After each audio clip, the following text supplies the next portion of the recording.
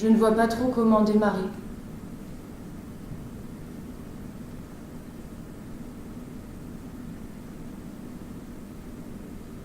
Parce que je sais bien que commencer par le commencement, ça ne sert à rien. C'est improductif, contrairement à ce qu'on pourrait croire, ça embrouille tout.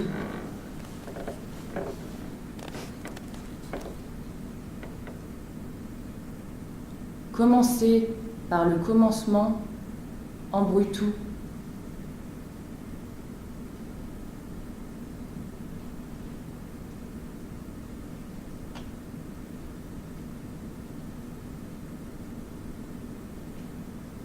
Il faut toujours connaître la fin pour pouvoir raconter une histoire, donc on ne peut pas raconter d'histoire. Et surtout, on ne peut pas raconter sa propre histoire.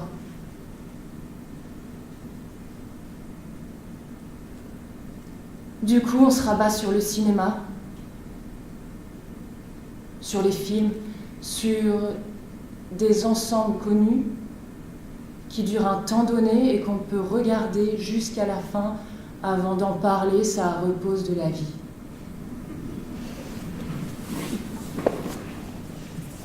On va au cinéma pour se reposer.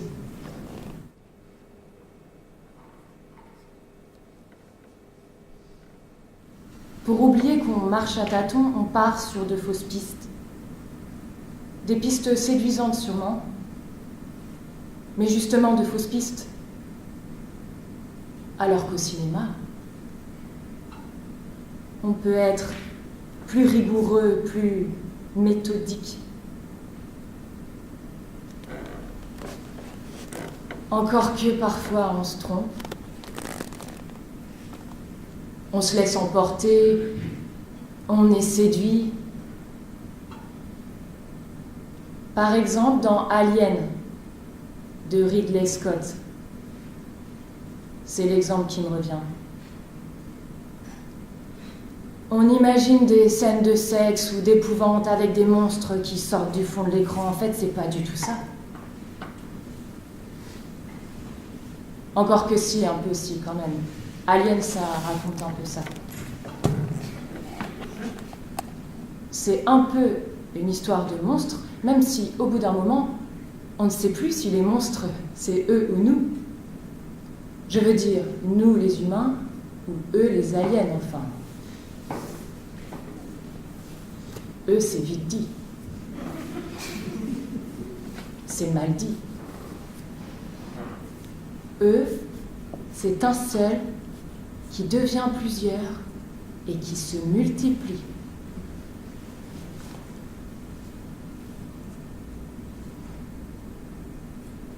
Mais je vais revenir au commencement, sinon je me perds, parce que quand je pense à Alien, je suis obligée de penser en même temps à la tétralogie. 4 films. 4 aliens successifs et enchaînés qui restent dans la tête par bribes, se superposent et se mélangent au point que tout l'esprit est infecté par ces drôles de bestioles dégoûtantes qui ont eu le temps en une vingtaine d'années, les 20 années de la tétralogie, de pulluler, de se propager et d'envahir jusqu'à l'inconscient. Donc, je disais, Alien, au début, c'est la bête. C'est une seule bête, c'est un film, c'est un seul film qui va devenir 4. Je le sais, je les ai vus. J'ai dit qu'il fallait savoir à l'avance pour raconter l'histoire dans le bon sens. En même temps, ça embrouille toute cette connaissance que j'ai des cas, toutes ces images se superposent et se mélangent et se contredisent. Parce que les 4, c'est 4 films différents, 4 réalisateurs différents, 4 histoires différentes avec juste un invariant.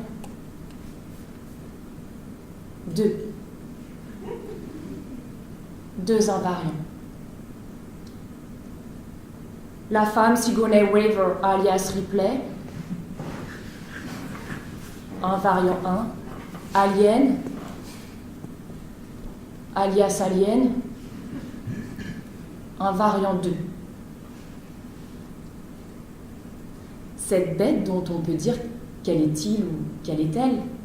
Peut-être que lui, c'est elle, peut-être qu'Alien est femelle, après tout. Qui me dit de quel sexe est la bête? C'est peut-être elle. Auquel cas, c'est encore plus grave. Encore plus effrayant. Alien, c'est elle. Alien, c'est l'histoire d'une femme. Toutes les femmes sont des aliens. Des mutantes et des aliens.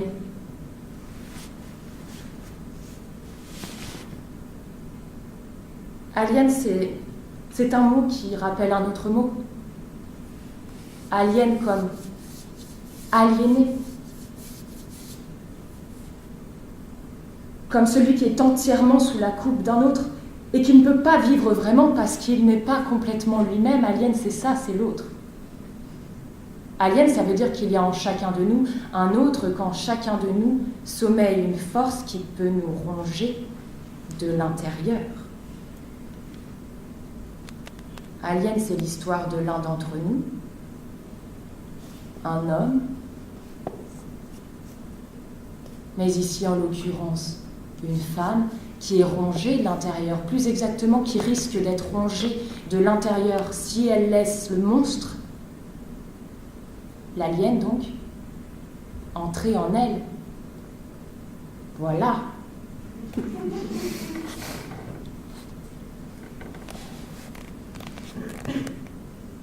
J'y suis.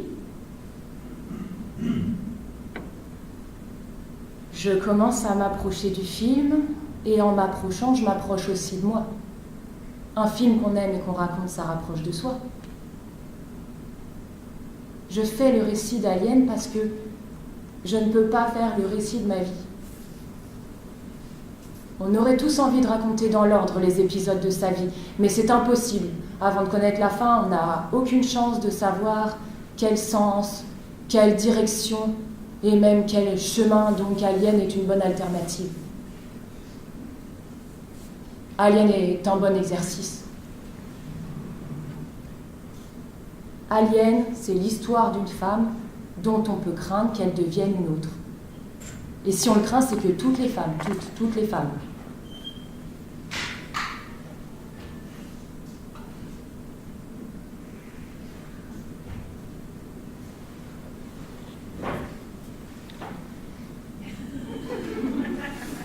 Toutes les femmes, dès lors qu'elles sont habillées en soldats et qu'elles ont du pouvoir et qu'elles prennent des décisions, toutes les femmes qui sont dans cette situation peuvent être considérées comme des aliens. Ou d'éventuels aliens, ou de futurs aliens, il faut les mater. Il faut leur dire qu'elles sont belles et magnifiques, mais qu'elles risquent de muter.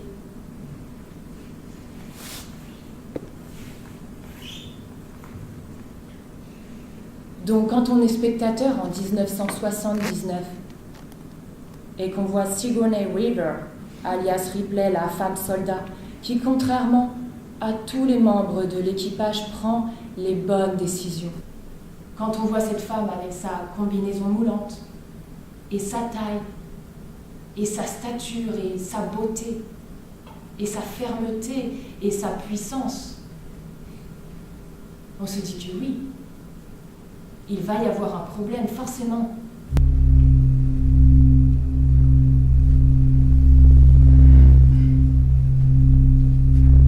Le problème existe sous une forme qu'on a du mal au début à cerner. C'est d'ailleurs l'une des grandes qualités du film. Il y a un problème, mais on met très longtemps à le découvrir.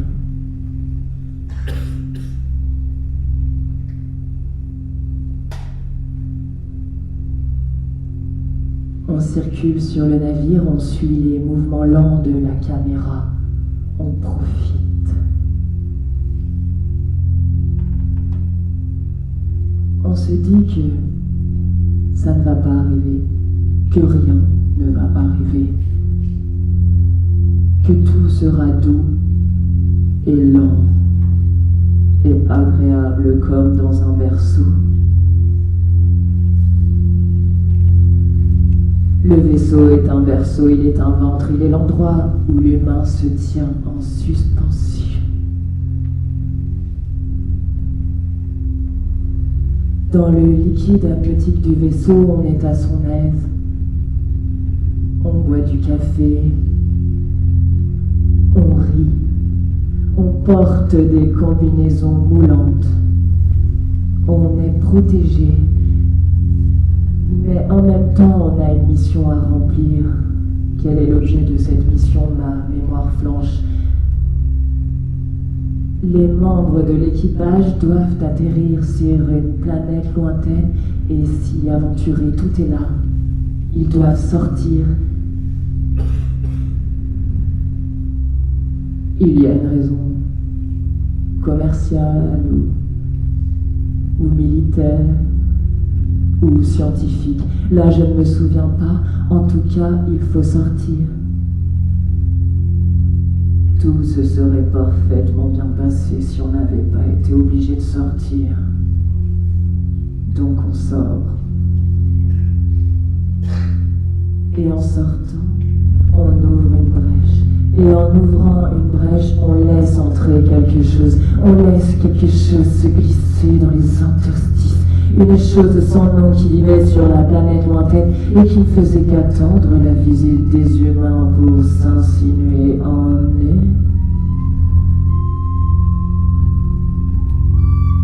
Sigourney Weaver, elle est restée dans le liquide amniotique du vaisseau. Elle sent que quelque chose ne va pas. Elle dit aux membres de l'équipage, ceux qui sont sortis, elle leur dit de revenir. Revenez au plus vite, dit-elle dans le Tokuwoku. Come back, dit-elle. Quick, dit-elle.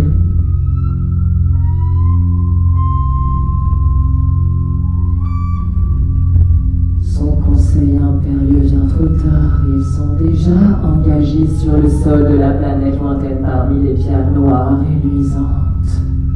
Ils pénètrent dans une construction étrange, minérale ou végétale ou animale, ils ne savent pas.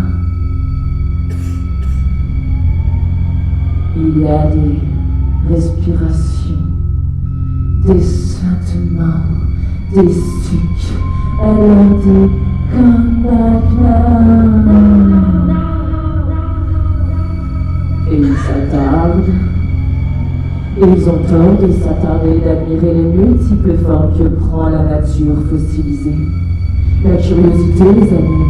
Ils sont contents de se dégourdir les jambes en se promenant enfin hors du vaisseau mère. Ils profitent de leur si rare liberté. Ils marchent, ils observent, ils explorent, ils s'aventurent, ils croient à la découverte, au plaisir intense et inédit qu'elle peut offrir. Ils sont surpris, ils sont heureux, ils sont aiguillonnés par le désir de voir. Ils s'approchent du centre d'elle, s'approchent du cœur d'elle, s'approchent. Et au moment où leur visage se penche sur des ouvertures gluantes, palpitantes, merveilleuses, étranges, à ce moment-là d'excitation extrême, c'est tellement incroyable de contempler cette sorte d'énorme ouverture visqueuse. Ils se penchent encore et encore, de plus en plus près. Et à ce moment-là, d'intense soif et appétence, ils sont attaqués par quelque chose qui se met sur le visage d'un des membres de l'équipage et lui obstrue entièrement le visage. Les hommes tirent leurs camarades en arrière, ils le traînent, ils courent en catastrophe vers le vaisseau, ils supplient qu'on leur ouvre les portes, ils veulent retourner, ils ne veulent plus découvrir, plus courir, plus s'aventurer, ils demandent qu'on leur ouvre le sas de protection. Ouvrez, disent-ils, sinon il va mourir. Vite, laissez-nous entrer.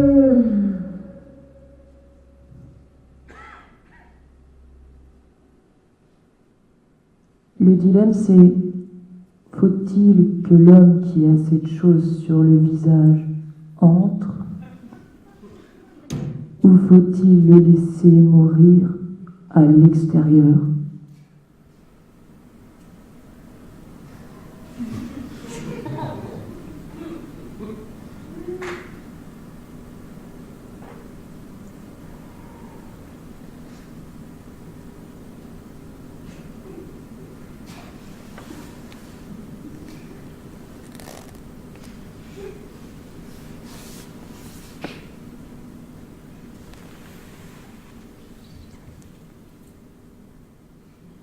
Faut-il sacrifier un pour tous ou essayer de sauver l'un, quitte à sacrifier tous les autres?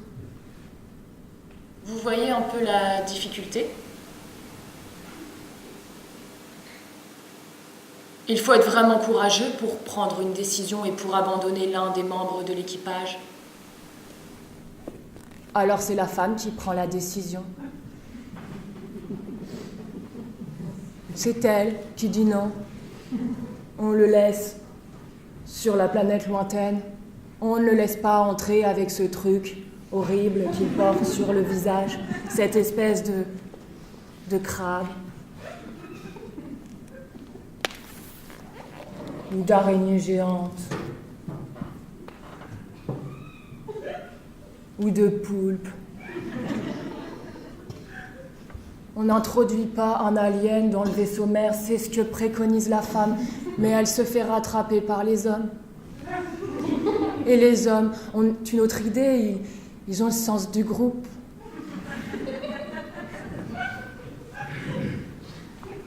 Ils aiment les effets de meute.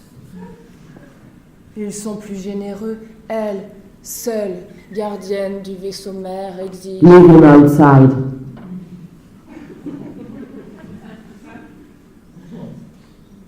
Mais elle est mise en minorité. Toutes les femmes sont mises en minorité, elles font des choix discutables. Elles mettent en danger les hommes. Elles sont aussi dangereuses que des aliens, de potentiels aliens. Les aliens se vengent parce qu'ils sont en minorité. Ils se multiplient en fécondant les humains, et ce sont les humains qui deviennent minoritaires. C'est un renversement de la hiérarchie des mondes. Donc si ce renversement est possible entre les humains et les aliens,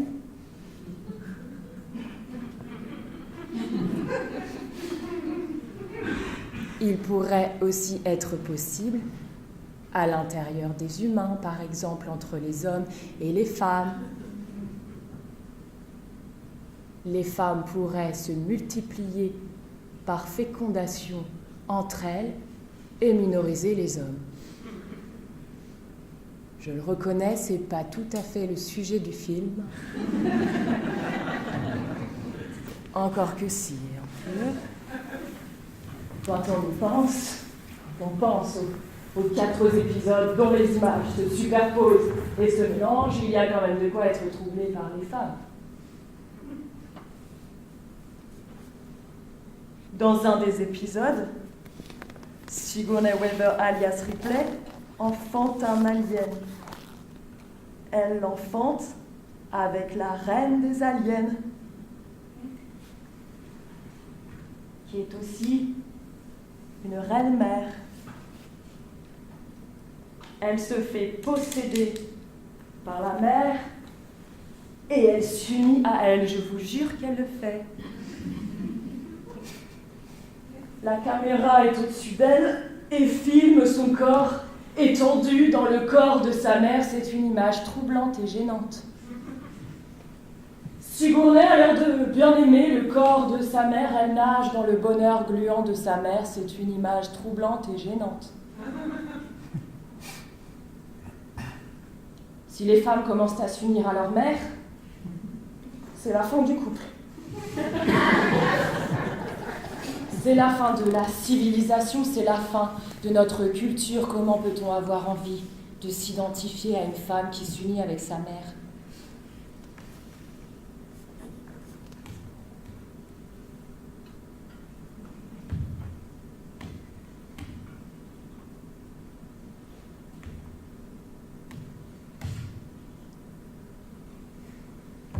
C'est une histoire très difficile à raconter. Parce qu'elle passe par des tas de rebondissements.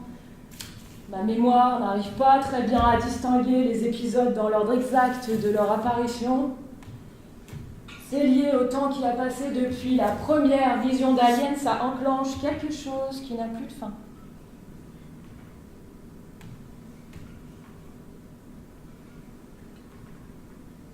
C'est le rapport que j'entretiens avec le plaisir. Avec la répétition ou l'habitude, avec la nouveauté, avec la peur, avec les parasites, avec les aliens.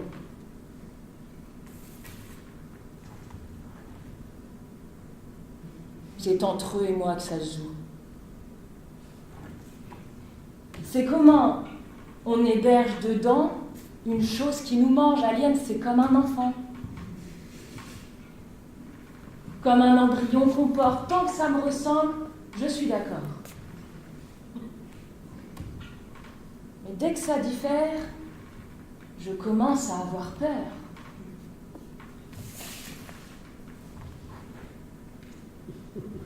Et là, ça diffère sacrément.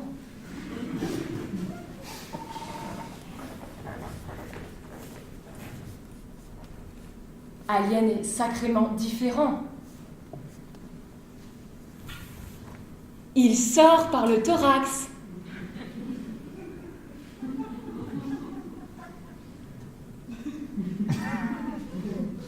C'est un moment très éprouvant parce qu'on s'y attend pas du tout.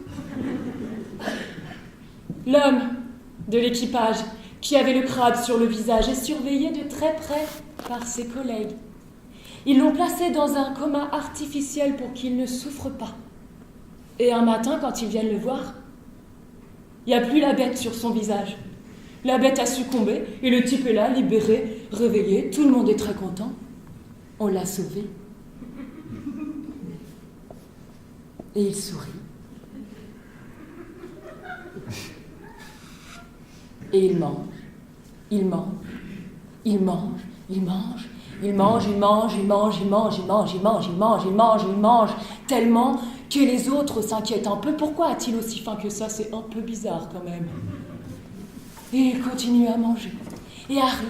Et il a tellement mangé qu'il a un peu mal et qu'il tousse. Et sa toux se transforme en cri. Et ses cris se font déchirants. Il remue en tous sens comme un épileptique. Ses gestes deviennent frénétiques. Il se débat, la crise est violente. Sa poitrine se soulève. Il s'arc-boute sur ses jambes. Il souffre, il hurle. Il se tord, il se retourne. Les autres le maintiennent comme ils peuvent. Ils ne comprennent pas ce qui arrive. Jusqu'au moment où l'homme malade, le fou, en état de crise, s'ouvre par le milieu, son thorax se fend et en sort la bête. Pas la même.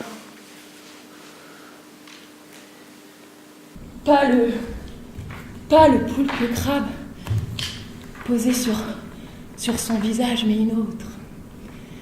Avec une petite tête gluante, de grandes dents pointues qui déchirent la poitrine du malheureux, se fraye un chemin parmi les viscères et court dans les espaces sinueux du vaisseau mère.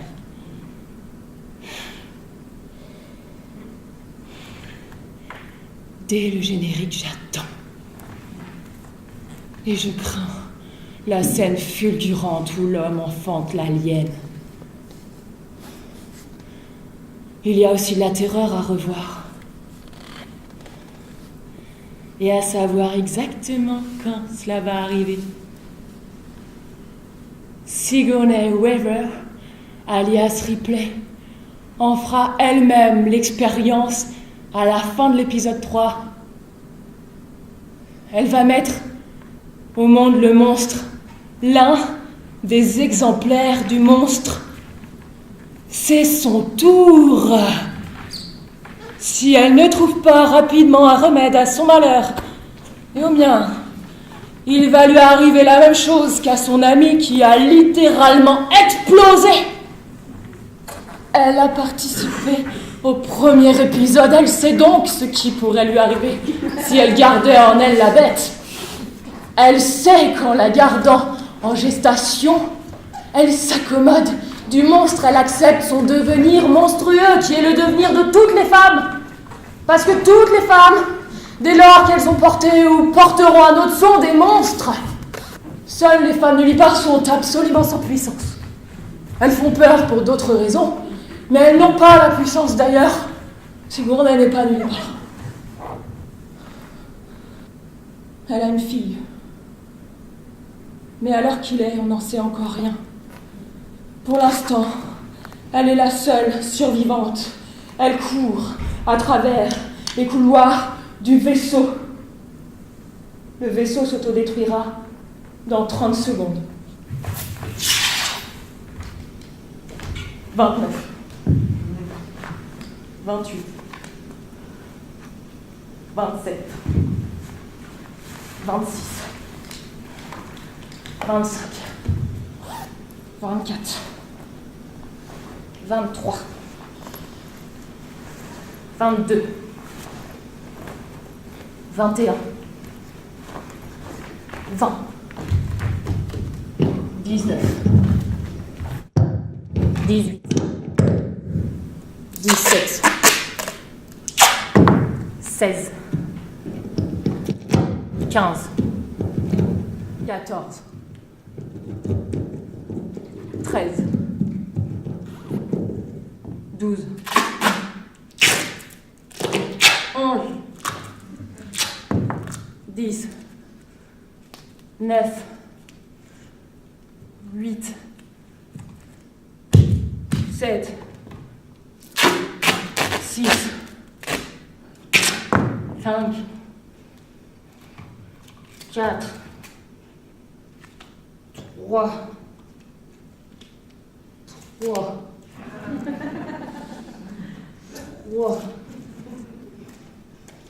3. 2. 1. 0.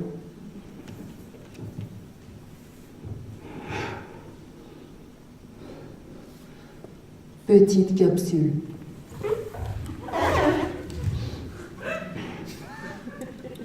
Mini vaisseau. Actionne les manettes. Fatigué. Sur les nerfs. Sépare la capsule du vaisseau. Ils sont tous morts. Sauf elle. La main vers je ne sais quel bouton de commande. Quelque chose a bougé. Une main. Une patte. Une queue. Quelque chose immiscé. Sombre. Brillant. Aux aguets.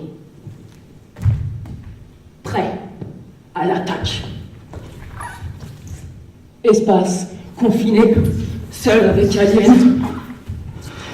Petit espace de survie. Extrême urgence. Impossible de se cacher. De s'échapper. À l'abri dans un placard. Dans le stress de sa lutte avec la bête. Se met en petite culotte. Vulnérabilité extrême.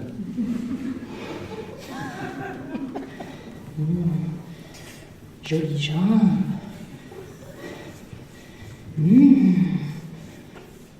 Jolie peau. Femme vulnérable. Le plus silencieusement possible. Un film télé de cosmonautes.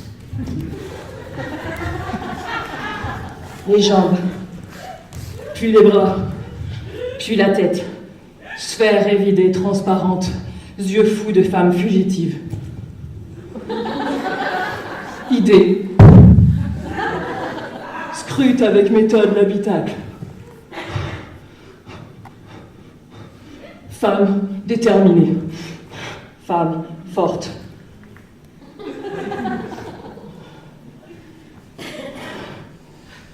Seule survivante. Commande spéciale.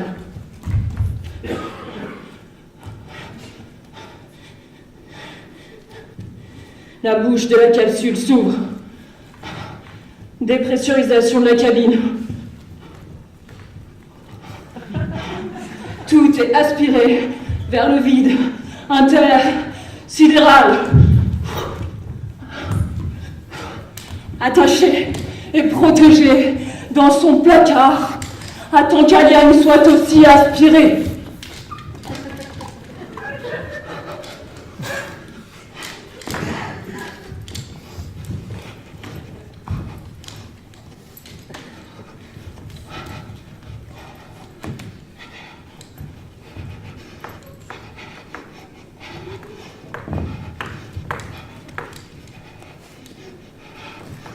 C'est long.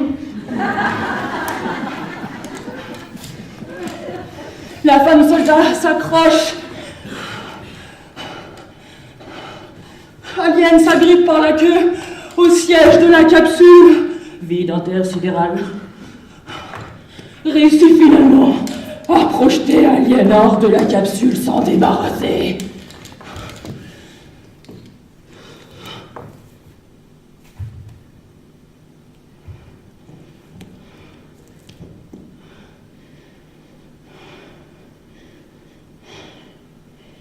Moment de calme. Presque la fin de l'épisode. Sigourney entre avec le chat dans un sarcophage hypothermique.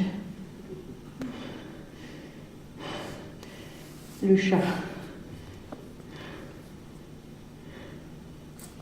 J'ai pas parlé du chat.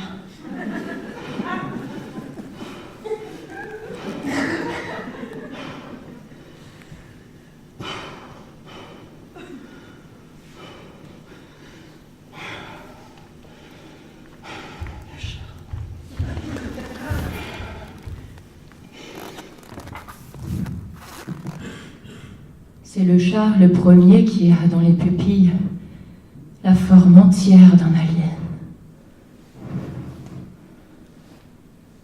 Alien est le seul film qu'on regarde par les bords. C'est hors champ que ça se passe. Et c'est toujours du bord que ça surgit.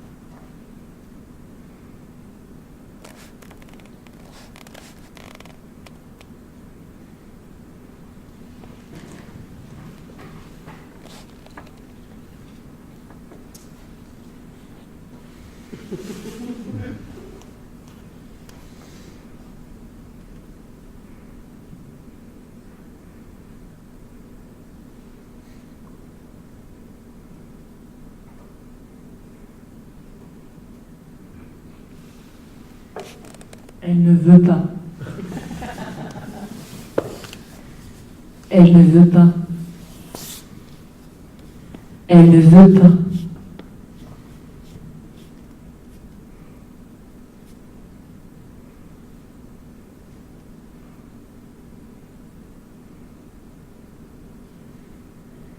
Elle ne veut pas.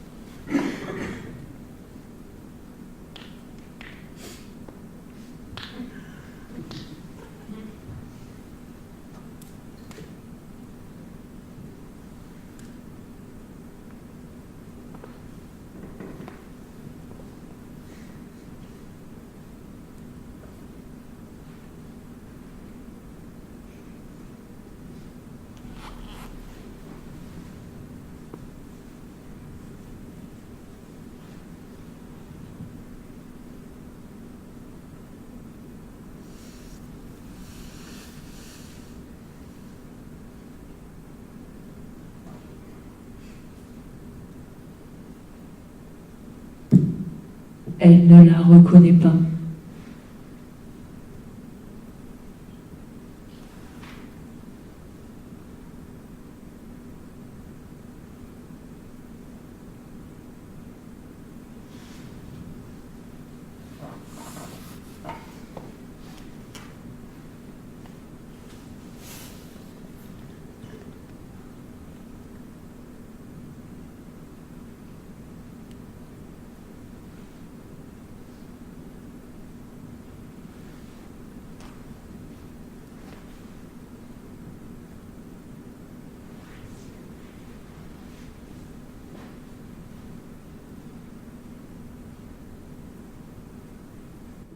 Elle finit par accepter. Sigourney retourne sur la planète lointaine comme on retourne en enfer. Elle accepte cette nouvelle odyssée parce qu'elle se fiche de tout, parce qu'elle est détruite, elle est déjà morte à l'intérieur. Sigourney part pour sauver l'humanité en péril. Elle se retrouve comme au bon vieux temps à la tête d'une nouvelle équipe, des militaires aux gros bras, des têtes brûlées avec des armes lourdes. Et c'est là-bas, dans l'enfer de la planète aliénée, que Sigourney retrouve sa petite fille. Je veux dire, une fille qui pourrait être la sienne, un substitut de fille qui est la seule survivante de la colonie. Sa fille de 8 ans comme un petit chat sauvage caché derrière une gaine d'égout dans l'attente des aliens. La dernière témoin de la mort de toute la colonie décimée par l'arrivée de la bête sous ses formes multiples. La petite fille qui garde dans ses pupilles le souvenir chaque nuit des visites de la bête, chaque nuit l'ombre s'étend, l'ombre la recouvre ses amis, son frère, son papa, sa maman.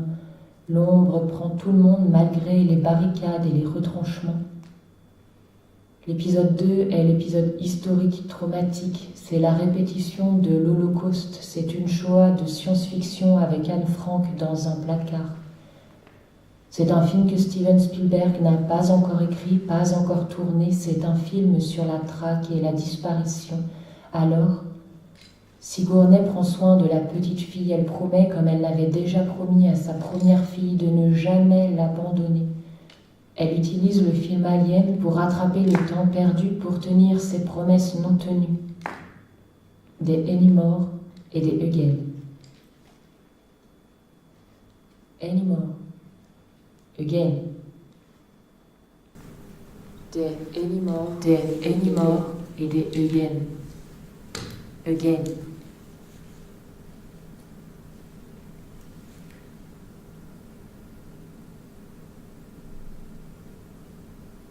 C'est l'avantage du cinéma. On peut s'offrir une deuxième chance.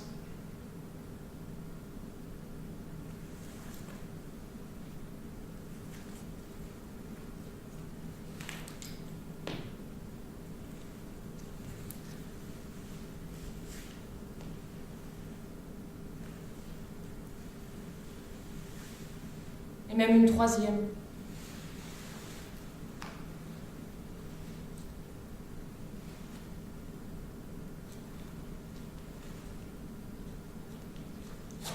Et une quatrième.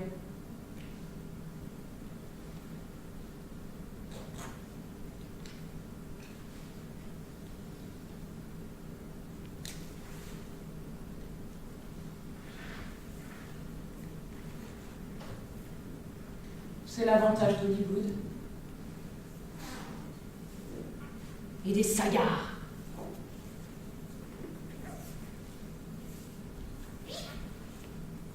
Ça permet de revenir sur ce qu'on a mal fait.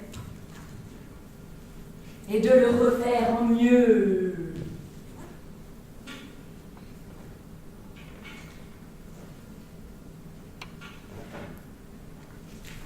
Ça permet petit à petit de se perfectionner. Sigourney se perfectionne. Elle est encore plus soldat. Encore plus magnifique. Encore plus mère qu'elle ne l'a jamais été.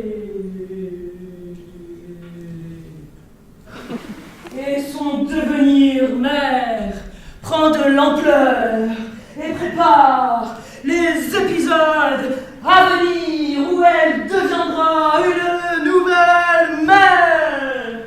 La mère d'Alien, la fille et la mère en même temps. Mais ça c'est pour plus tard, ce n'est pas maintenant. Quand on voit l'épisode 2, on ne peut pas encore projeter sur la mer son devenir monstrueux. Encore que si, un peu, quand on y pense, toutes les femmes, surtout celles qui enfantent, ont quelque chose d'une puissance inquiétante. Puissance qui inquiète les hommes, les rend jaloux et les contraint à se venger. Alors, Sigourney prend la petite fille sous sa protection et elle lui promet qu'elle ne l'abandonnera jamais. Entends bien ça, lui dit-elle. Comme si la petite fille pouvait se douter du passé de Sigourney. Comme si cette allusion à l'épisode 1 pouvait avoir un sens pour une petite fille née dans l'épisode suivant.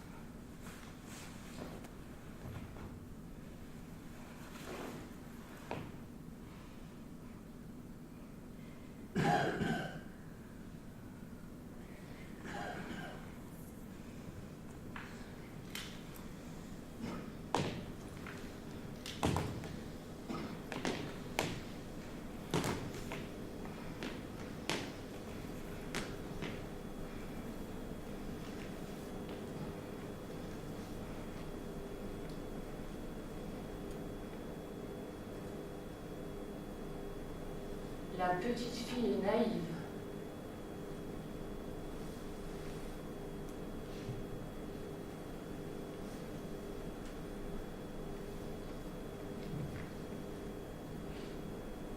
Elle a envie de l'être. Elle a envie de se reposer.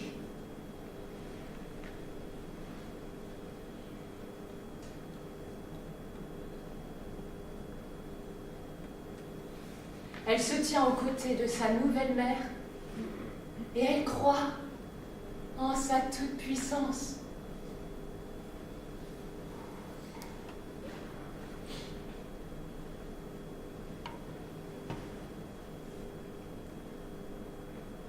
La mère et la fille courent.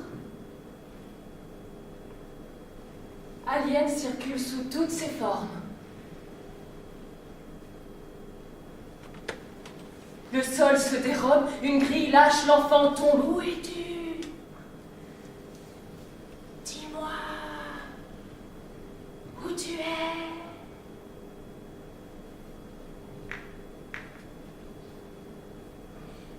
La petite fille court dans une canalisation. Elle se presse pour échapper à la bête. L'eau est grise, épaisse.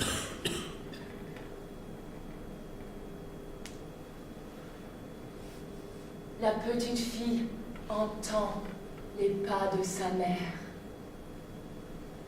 Sigourney soulève les grilles une à une.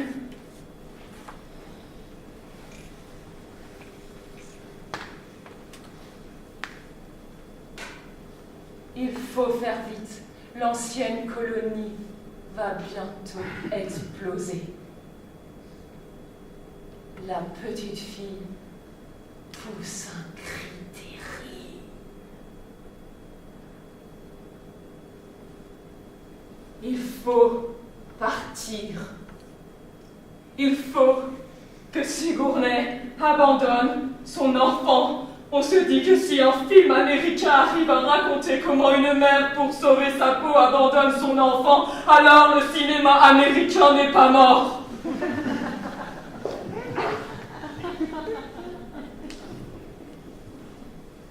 Mais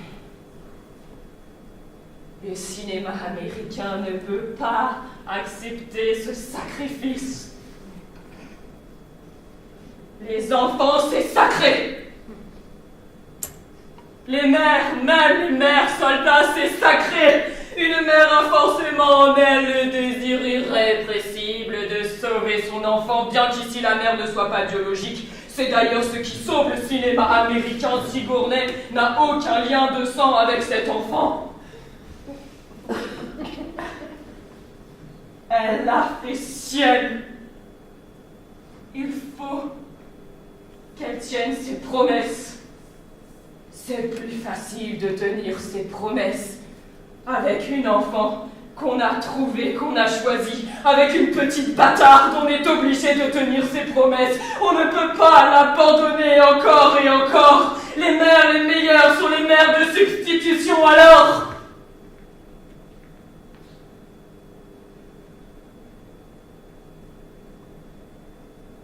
Sigourney revient en arrière. Elle va dans le ventre de la colonie, là où la bête a fait éclore ses œufs et ses chrysalides. Elle rejoint le cœur de la fourmilière, salle de conception, de naissance et de mort de tous les aliens. Elle va avec sa combinaison pour récupérer son enfant. Elle cherche parmi les corps déjà transformés en nourriture et à moitié digérés.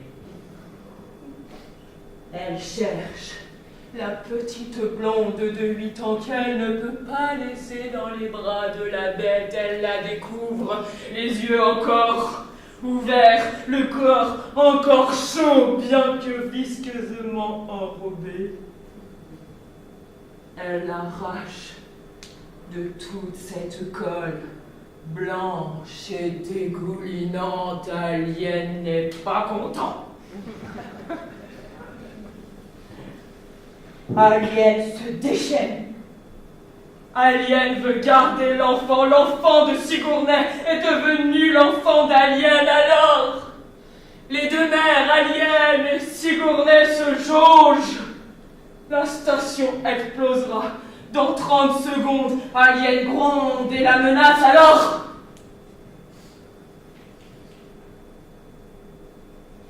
Sigourney pointe son arme lourde sur les œufs et montre à Alien ce dont elle est capable. Elle est capable de tuer les rejetons d'Alien.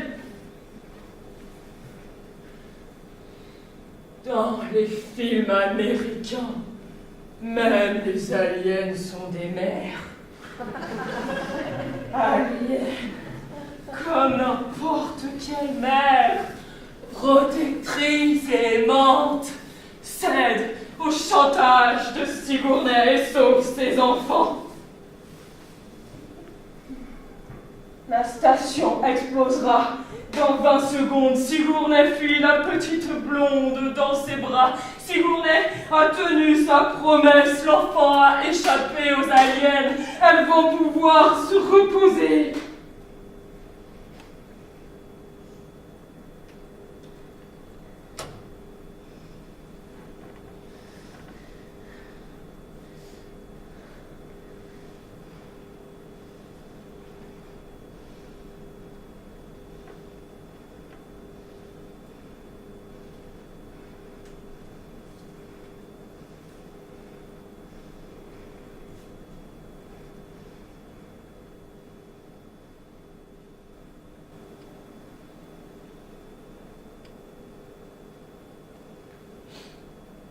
Bord d'un rivage inconnu.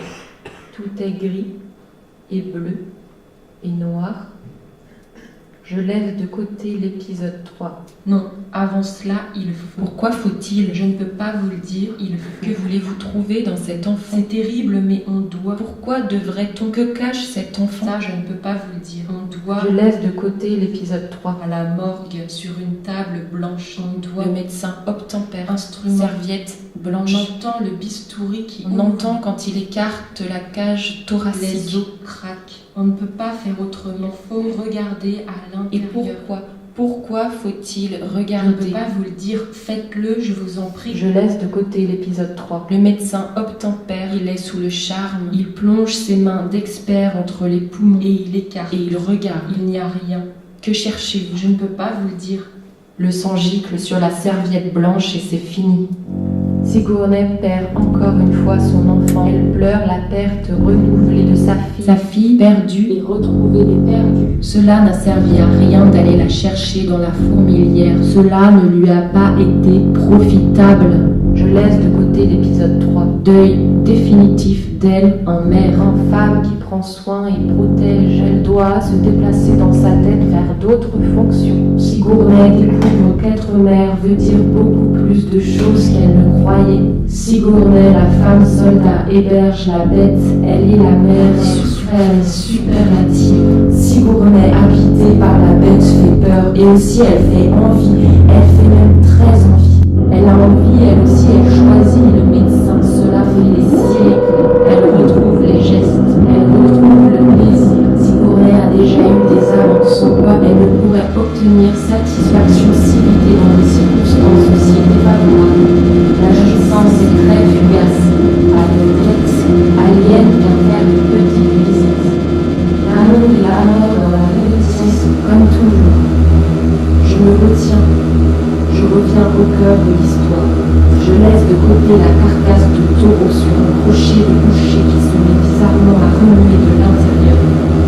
Je laisse de côté le poulpe crabe qui s'immisce dans la colonie pénitentiaire. Je laisse de côté la lente dégradation de Sigourney habitée qui sait que le poulpe est en train de grandir en elle, qui sait qu'elle doit vaincre se vaincre elle-même. Je laisse de côté ce donjon ultime dans une immense et incandescente cuve où elle est censée se dissoudre définitivement.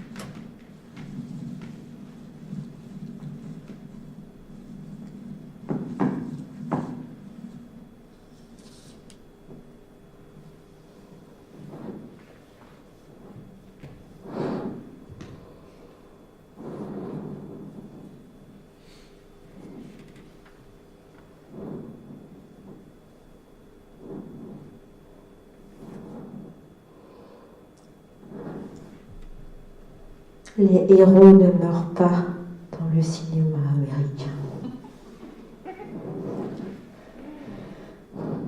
Les héros reviennent. Ils sont morts, mais ils reviennent sous la même forme.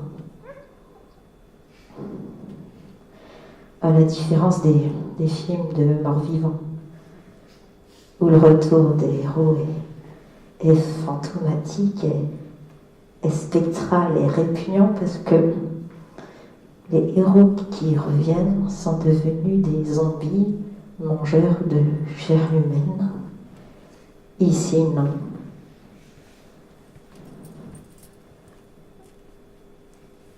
Sigourney est morte lors d'un plongeon spectaculaire dans une immense cuve en fusion, revient identique à elle-même. Elle a la même apparence, la même beauté, juste transformée à mesure que les épisodes se déroulent. 19 ans entre l'épisode 1 et l'épisode 4, cela change quand même une actrice. Mais dessous,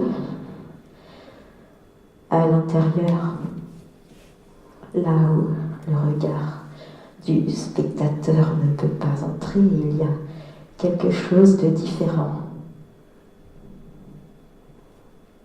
Qu'y a-t-il ?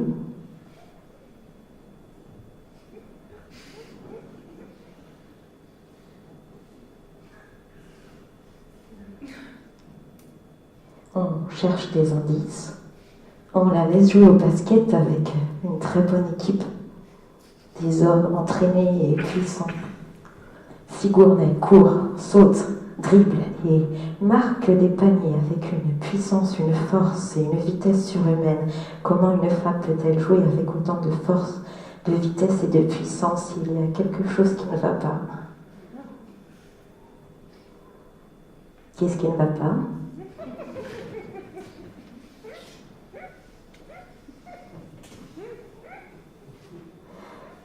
On regarde Sigourney autrement. On l'enferme. On la craint. Que fera-t-elle? On envoie une autre femme, une visiteuse très jolie, brune, étrangère. Qui est cette autre femme?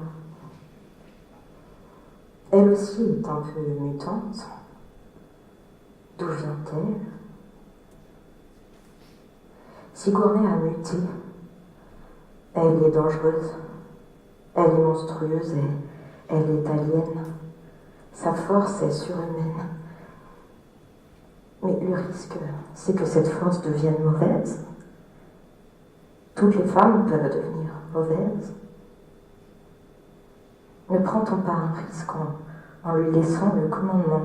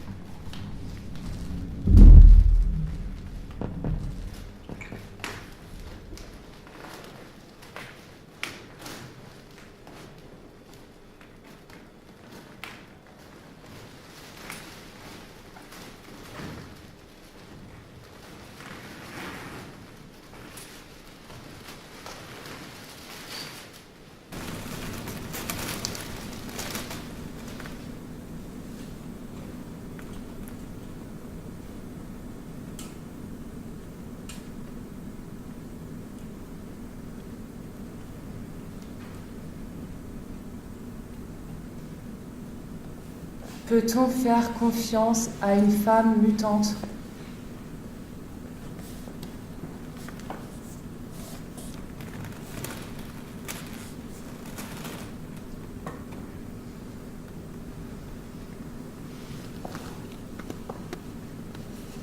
On a peur qu'à un moment donné, des dents pointues lui sortent de la tête et qu'elle ne s'attaque à ses compagnons humains. Pourtant, elle lutte à leur côté avec franchise, avec sincérité. Et comme d'habitude, ils disparaissent l'un après l'autre. Elle devrait arrêter de se fatiguer pour eux.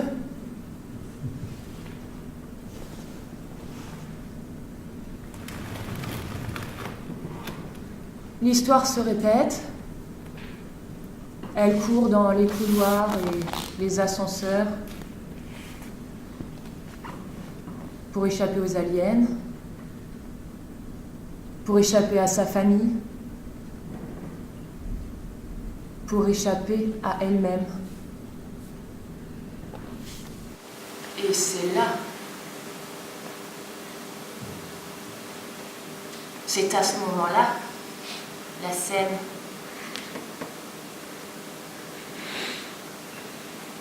scène que j'ai déjà évoquée. La scène odieuse et scandaleuse. Sigourney ne peut plus résister à l'appel de ses frères, elle les sent tout près d'elle. Elle sent leur odeur désirable. Elle ouvre une des grilles d'aération et plonge.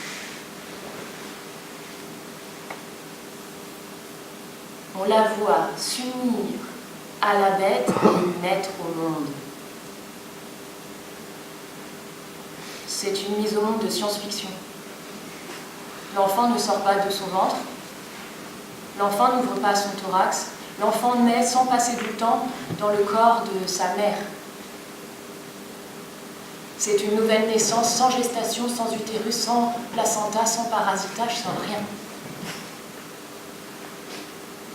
On ne sait plus qui est le père, qui est la mère, qui est l'enfant, tout se mélange. Sigourney dans tous ses états, de mère, de femme, d'amante, multiple, clone, humaine et parfaite, met au monde un descendant, un alien mutant, un monstre moche avec des jambes.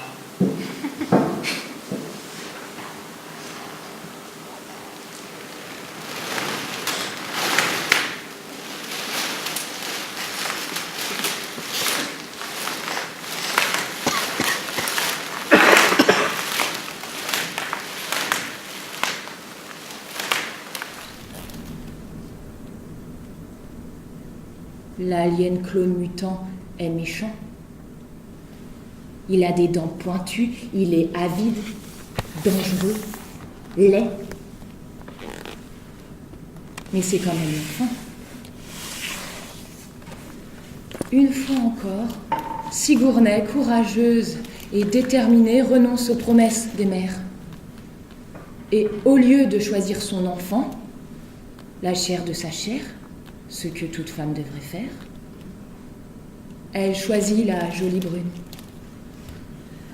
la mutante et l'amoureuse. Elle trahit son enfant.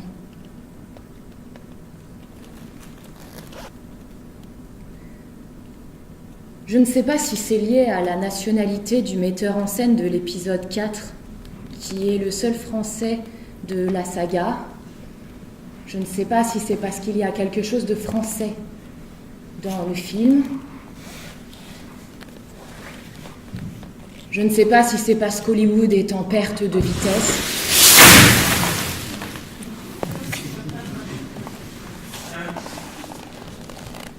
Ou si c'est parce qu'Hollywood n'aime pas les enfants laids et dissemblants.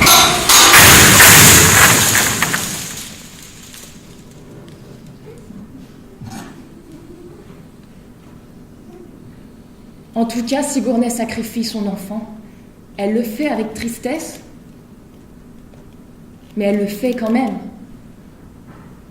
Alien est projeté dans les espaces interstellaires et Sigourney rejoint la jolie brune mutante. Elles vont survivre.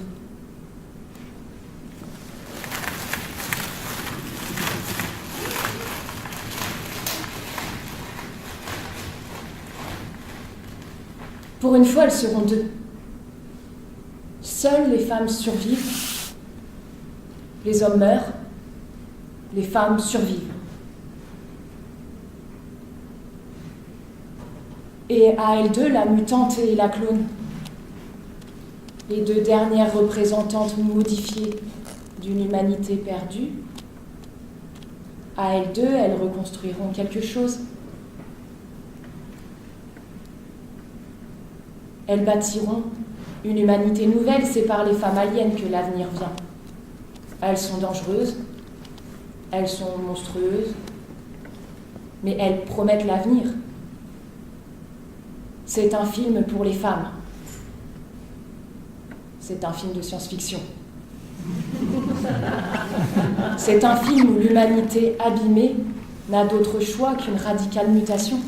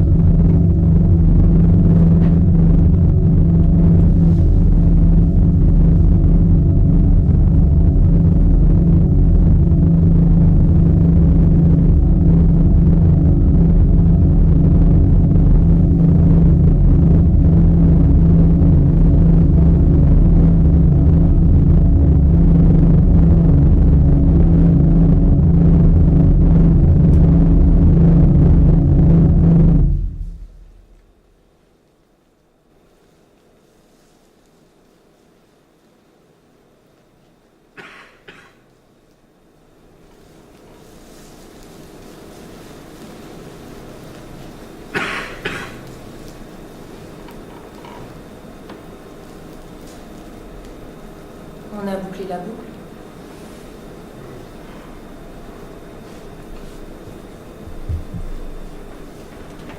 On a achevé l'histoire.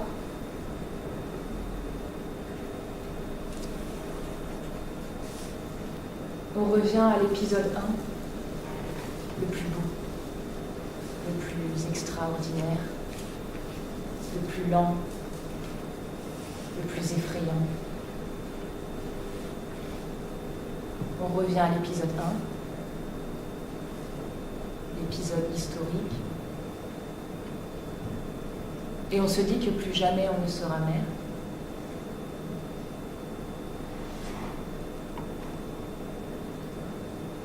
Plus jamais on ne sera enfant, plus jamais on aimera les hommes ou les femmes, ou les deux.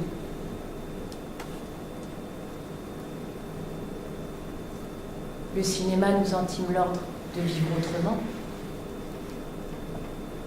mais on ne peut pas vivre autrement. On est forcément des enfants, et des amants, et des hommes, et des femmes, et des parents.